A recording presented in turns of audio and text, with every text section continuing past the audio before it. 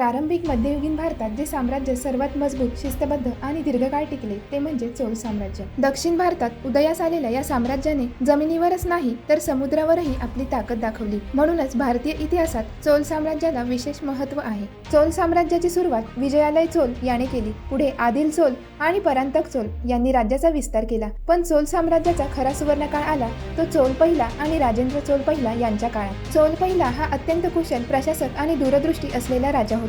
त्याने पांड्य, चेर आणि चालुक्य यांच्यावर विजय मिळवून चोल सत्ता मजबूत केली। त्याने तंजावर येथे बांधलेले बृहदेश्वर मंदिर हे द्रविड स्थापत्यकलेचे उत्कृष्ट उदाहरण आहे।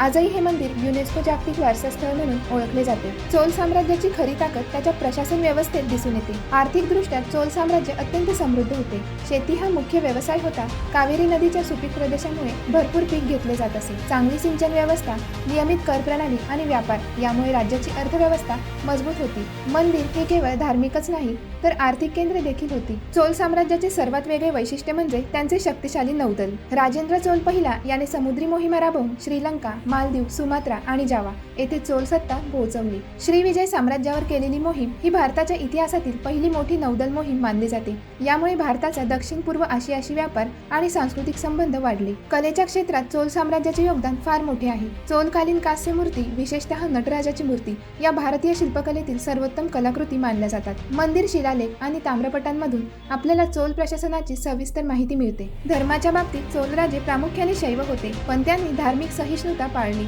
बौद्ध आणि जैन धर्मालाही संरक्षण दिले गेले। म्हणूनच चोल साम्राज्य हे केवळ दक्षिण भारतापुरते मर्यादित न राहता प्रशासन, व्यापार, नौदल आणि कलेच्या बळावर भारताला महासागरी शक्ती बनवणारे साम्राज्य ठरले। तर मित्रांनो, स्पर्धा परीक्षांसाठी अशा सोप्या आणि मुद्देसूद इतिहासाच्या अभ्यासासाठी आमच्या चॅनलला नक्कीच सबस्क्राईब करा आणि इतिहास समजून घ्या, फक्त पाठ करू नका।